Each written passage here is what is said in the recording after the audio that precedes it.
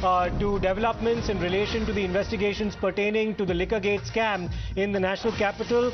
Aam Aadmi Party leader Durgesh Pathak is at the Enforcement Directorate office. He'd been summoned by the ED pertaining to investigations being conducted by the concerned agency in the Liquorgate matter, which the BJP has also picked up very aggressively. So the ED will be, of course, interrogating or questioning rather Mr. Durgesh Pathak. This is something that Mr. Pathak has also taken an exception to, also accusing central agencies of vendetta in this particular matter. Let me go across to Bhavtosh for more on this. Bhavtosh, what specifically would the Enforcement Directorate be looking for when it decides to question Mr. Durgesh Pathak? Well, he will be in fact questioned with regard to certain points that were found by the Enforcement Directorate when raids and searches were carried out a fortnight back. In fact, Durgesh Pathak was at the residence of one of the suspects in Mumbai when he was found by the Enforcement Directorate. His phone was confiscated at that point of time, and then subsequently the Enforcement Directorate issued summons to him asking him to appear before the ED headquarters on Monday. He has in fact appeared before the Enforcement Directorate, and formal recording of statement will happen. But most important fact, Siddharth, is that two AAP leaders, Durgesh Pathak and Satyendra Jain's statement are being recorded. So it's now clear, the facts are very clear that Enforcement Directorate is very seriously looking at the possibility that senior leaders of AAP are somewhere involved in the drafting of liquor policy that happened last year. And AAP has in fact completely blamed BJP for using central agencies and targeting them. Yeah, in fact, Mr. Sisodia has questioned as to why Mr. Durgesh Pathak has been, questioned by the Enforcement Directorate in this matter. I request you to stay on the line with us because we're also being joined by Mr. Ravi Srivastava for his perspective on the ED's proceedings against AAP leaders. Yes, Mr. Srivastava, what do you have to say about the latest AAP leader under the scrutiny of the ED, Mr. Durgesh Pathak, being called upon by the ED for questioning? Absolutely nothing wrong in it. If ED wants to summon, they can call. But let us recall Mr. Arvind Kejriwal's press conference in that conclave yesterday, where he said that all AAP leaders and MLAs should be prepared to go to jail for 3 or 4 months. That he has absolutely amply clarified. Because the way BJP is acting, the way they are misusing the agencies, this is all written on the wall. You can see, started with Satyendra Jain, then Amanatullah Khan, then our Manish Sisodia is any day waiting outside to enter the jail, and now the Durgesh Pathak. So the policy matter cannot be, scrutinized like this. They have to file some charge sheet. They have to file some piece of paper. Manish Sisodia case, now it is complete 1 month today.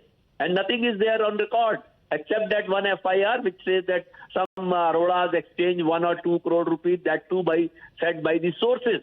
Nothing is there on as an evidence there. So if this is the case, and that ED has already raided some more than 60 locations across the country in Telangana and Bangalore and Delhi and Haryana, everywhere, Punjab, and they have not found anything. Right, we have... So this shows.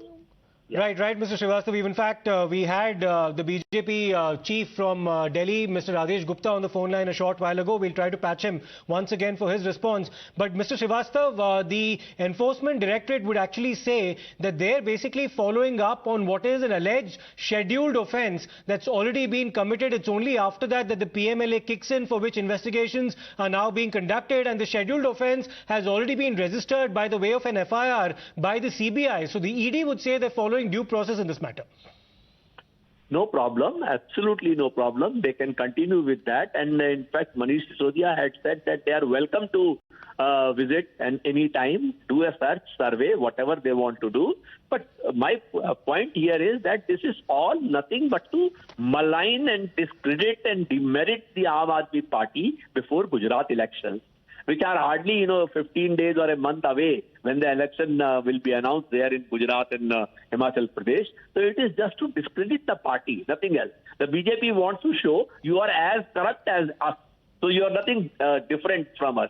The fact is that as far as the AAP leaders, MLAs are concerned, majority of the cases they have gone absolutely scot-free, and no charges could be proved against them, barring one or two. If they were wrong, they were punished by the party as well.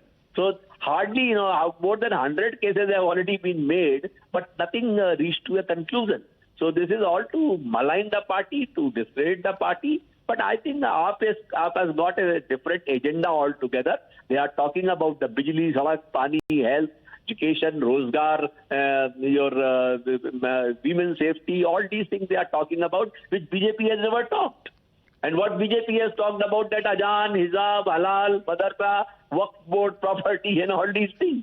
So this is not going to catch up with the people. And people in Gujarat are very convinced that they want a change. And this is the reason the BJP is rattled and trying to do this kind of, harassment and embarrassment to Aam Aadmi Party in Delhi. Right. Yeah. Many thanks, Mr. Srivastava, for your perspective. Of course, coming out in defense of the AAP and accusing the centre of misusing its agencies against opposition leaders, not just in the build-up to the Gujarat elections at the end of the year, but also the MCD polls, where Mr. Durgesh Pathak is one of the key representatives of the Aam Aadmi Party. He is now under the scrutiny of the Enforcement Directorate in relation to the Liquorgate scandal and has been called upon by the ED to appear for questioning. One of the several AAP leaders, in fact, who's been subjected to this kind of scrutiny, apart from Mr. Manish Sisodia himself, the Deputy Chief Minister of Delhi.